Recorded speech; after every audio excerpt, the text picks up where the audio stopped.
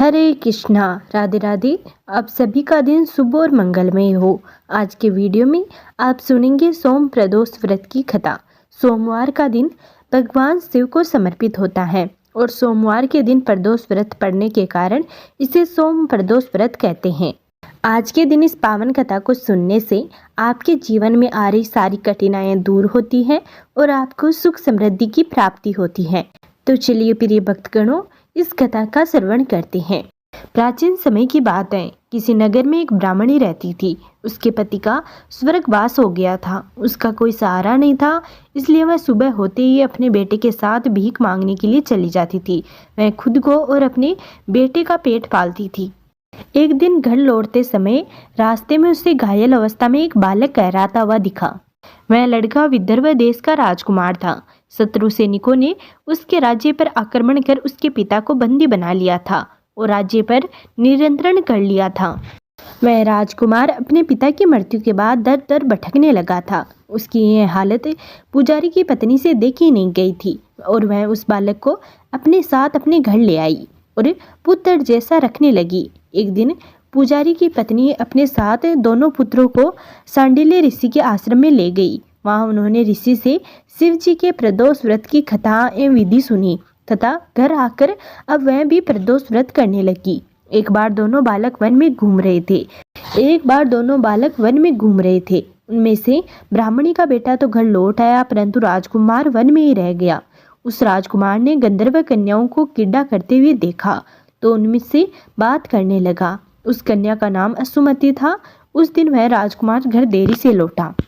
राजकुमार दूसरे दिन फिर से उसी जगह पहुंचा जहां असुमति अपने माता पिता से बात कर रही थी। तभी असुमति के माता पिता ने उस राजकुमार को पहचान लिया तथा उससे कहा कि आप तो विदर्भ नगर के राजकुमार हो ना, आपका नाम धर्मगुप्त है। असुमति के माता पिता को वह राजकुमार पसंद आ गया और उन्होंने कहा कि शिव जी की कृपा से हम अपनी पुत्री का विवाह आपसे कराना चाहते हैं।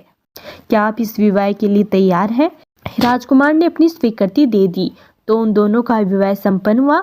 बाद में राजकुमार ने गंधर्व की विशाल सेना के साथ विदर्भ पर आक्रमण किया और घमासान युद्ध कर विजय प्राप्त की तथा पत्नी के साथ राज्य करने लगा। वहां उस महल में वह ब्राह्मण की पत्नी और पुत्र को आदर के साथ ले आया तथा साथ रखने लगा। ब्राह्मण की पत्नी तथा पुत्र के सभी दुख व दरिद्रता दूर हो गई और वे सुख से अपना जीवन व्यतीत करने लगे। एक दिन असुमति ने राजकुमार से इन सभी बातों के पीछे का कारण और रहस्य पूछा। तब राजकुमार ने असुमति को अपने जीवन की पूरी बात बताई और साथ ही प्रदोष व्रत का महत्व और व्रत से प्राप्त फल से भी अवगत कराया। उसी दिन से प्रदोष व्रत की प्रतिष्ठा व महत्व बढ़ गया तथा मान्यता अनुसार लोग यह व्रत करने लगे। कई जगहों पर अपनी श्रद्धा के अनुसार स्त्री पुरुष दोनों यह व्रत करते हैं। इस व्रत को करने से मनुष्य के सभी कष्ट और पाप नष्ट हो जाते हैं एवं मनुष्य को अभिष्ट की प्राप्ति होती है। तो ये थी प्रदोष व्रत की कथा। अब जानते हैं प्रदोष व्रत की पूजा विधि के बारे में। प्रदोष व्रत के दिन सुबह जल्दी उठे, ब्रह्म मुहूर्त में स्नान के बाद मन ही मन व्रत का संकल्प ले। इसके बाद भगवान शिव का पूजन करे। सबसे पहले माता पार्वती और भगवान शिव का पंचामृत से अभिषेक करे। इसके बाद बेल पत्र, गंध, चावल, फूल, धूप, फल, पान, सुपारी, बेलपत्र आदि चीजें अर्पित करें।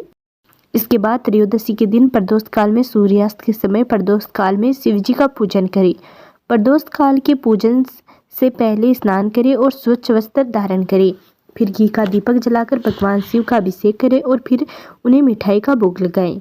इसके बाद 5 या 7 दीपक जलाएं और फिर एक घर की चौखट पर, एक मंदिर की चौखट पर रख दे और बाकी 5 भगवान शिव के पास रख दे और सोम प्रदोष व्रत का पाठ करें। इसके बाद शिव जी की आरती करें। प्रदोष व्रत में रात्रि का जागरण का विधान भी है। साथ ही भगवान शिव के मंत्रों का जप भी आप कर सकते हैं। तो ये था आज का वीडियो। उम्मीद करते हैं आपको ज़रूर पसंद आया होगा। यदि आपने अभी तक हमारे चैनल को सब्सक्राइब नहीं किया है तो प्लीज़ सब्सक्राइब कर लें।